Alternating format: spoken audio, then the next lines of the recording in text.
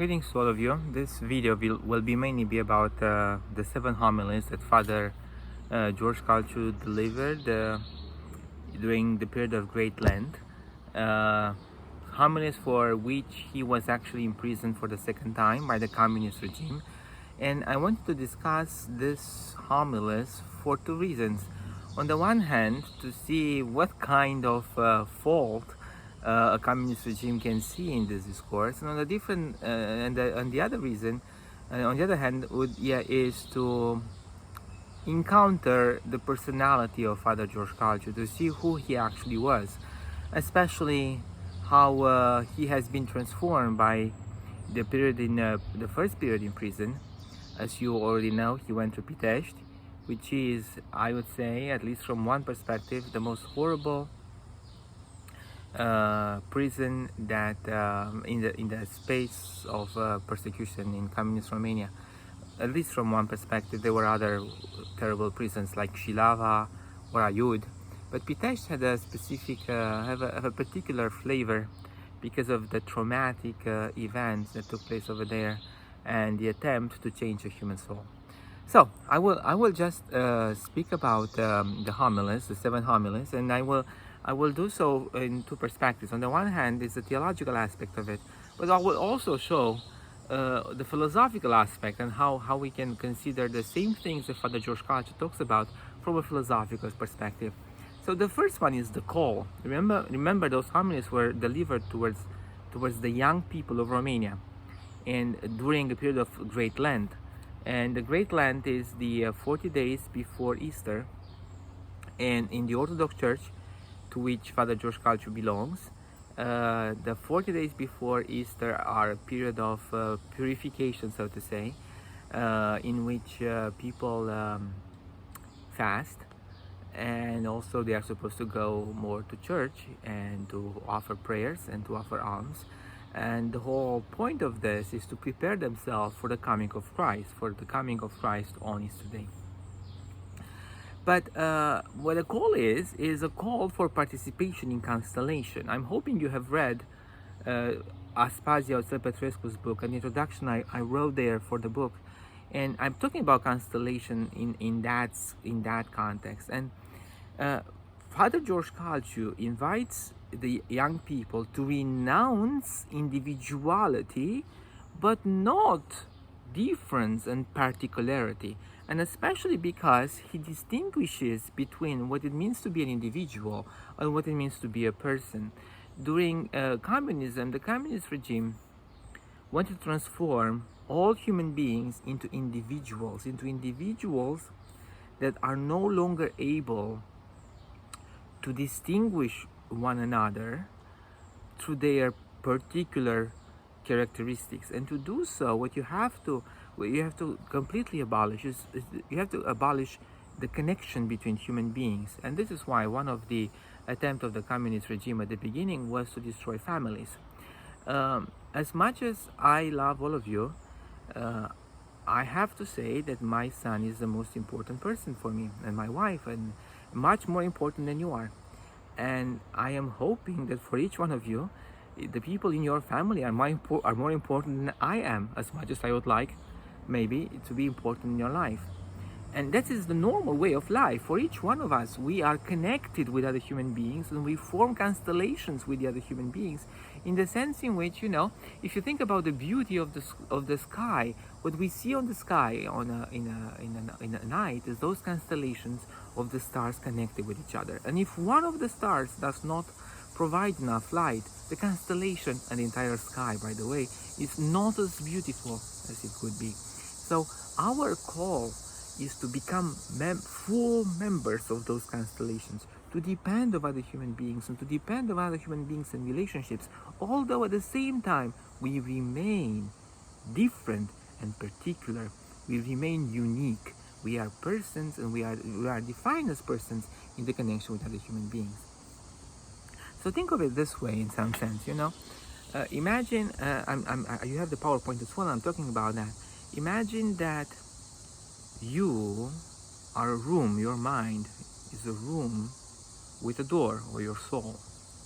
And in this soul, from the moment in which we are born, There are pieces of furniture that occupy it. What are those pieces of furniture? Ideas that are given to us by others, by our parents, by our families, by our friends, by school, by TV, by the government, by the people in power. They all come in, all those ideas, and we occupy these rooms, our souls, with those ideas so much that we believe that those ideas, the furniture in our room, is actually our room. And we confuse ourselves who we actually are as persons with the ideas that were delivered to us by others. If you read Plato, and if you have taken ever Plato with me, you know that that's how I'm thinking about Plato as well. What happens is the same thing in the allegory of the cave. You know, in the allegory of the cave, we are born in shame, and we receive ideas from the shadows that are shown to us on the wall of the cave by the people behind us. But in order for us to find out who we actually are, we have to come out of the cave. Well, Father George Calciu says that there is a call, and the call is to purity and also to innocence, and that call is the call of Christ to give up everything that is built on us and to go back within ourselves and to find who we really are, to refashion the person out of the communist individual. For the communist government, what we were, Father Calciu says, we were like bricks. We were bricks, and it did not matter, bricks in the building of the great communist society. And it doesn't matter if there's this brick or that brick. You can replace a brick with another. There is no, the person's importance in communism disappears because we are all equal. In the equality that the communist regime proposes, the individual disappears. And Father George Calciu calls people to come out of that individuality and to regain the personhood. Now, how do you regain personhood? Well, you go to the second homily, and in the second homily, you have the idea of building churches. But the churches themselves, it doesn't mean, that Father George Calciu doesn't say, well, take a brick and go and build a building and make it a church. That's not about that. But to build a church, one needs to build a church within inside. What does it mean? To regain all human beings inside of you, to bring the whole body of humanity itself within myself, to realize that I depend on you in order to be me, that I cannot be me without you, that it is impossible for me to be who I am without every individual, every person in this world, regardless of gender, regardless of race, regardless of nationality, regardless of any other differences you can think of. Why? Because we are all part of the body of the church, which of course for Father George Calciu is the body of Christ. But even if you do not think about it in theological terms, what you need to realize in this is that Father George Calciu says that you have to regain personhood. That is, you have to reform somehow constellations, to reform the constellations or the connections between you and other human beings, and to bring your family back as a whole. One of the most, making a parenthesis now, one of the most tragic events that took place after the fall of communism was for people to go to look into the archives of the secret police and to find out that the people who told on them to the secret police, to give information about them that put them in prison or created lots of problems for them, were very close friends or family members, spouses, and so on. Because what the communist regime does, in order to create a unique allegiance to the party or to the government, they have to destroy all other allegiances a human being has as a person. So to destroy the allegiances I have towards the family.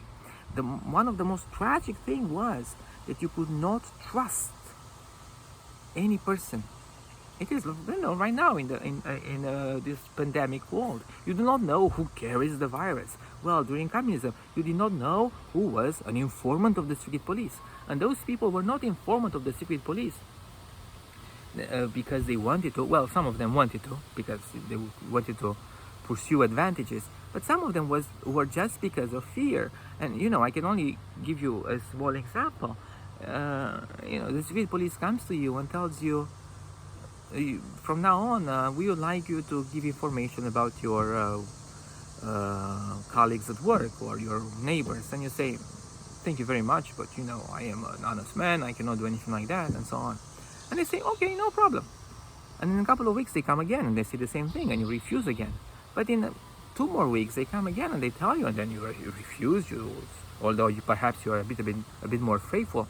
But if they tell you, you should be more careful with your kids these days, because there are so many bad drivers.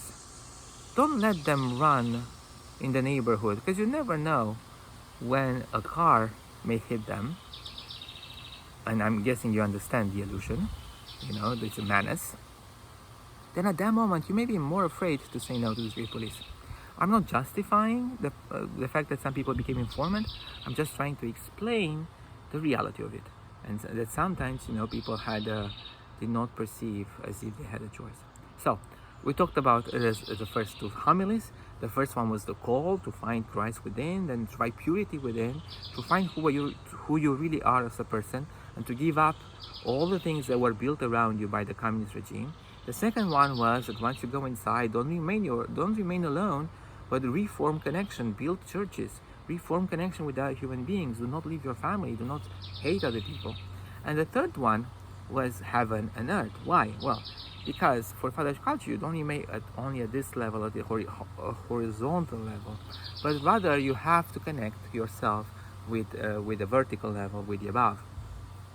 And he says, you are alive and authentic, more alive and authentic than you realize yourself. I call you to a much higher flight, to total abandonment, to an act of courage which defies reason. Why? Because in that way you are going to have a life of presence. You give up yourself, but you are present in the life of other human beings, and being so, you live in joy. It is not a life of pleasure, and not a life of forgetfulness, to an idle life, to just live because that's all right, but rather a life in which every little moment is significant, every little moment is meaningful, and is a gift that I'm given, a gift that I can give back by filling other people's emptiness because of their pain and suffering with my own presence.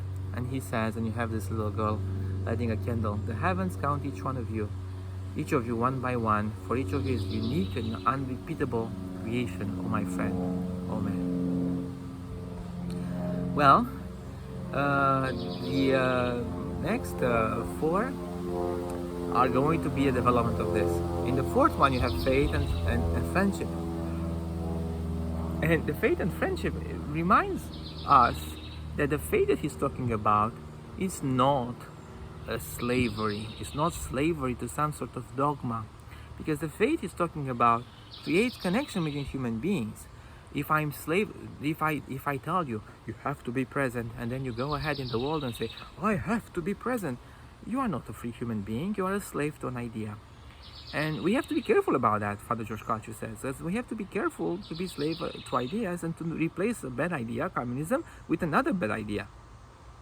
So what we have to remember is that we have to be friends with one another, to give one another. He says, when you find the other, you somehow are naked. In what sense naked? Because you give up all your masks, that we all wear nowadays.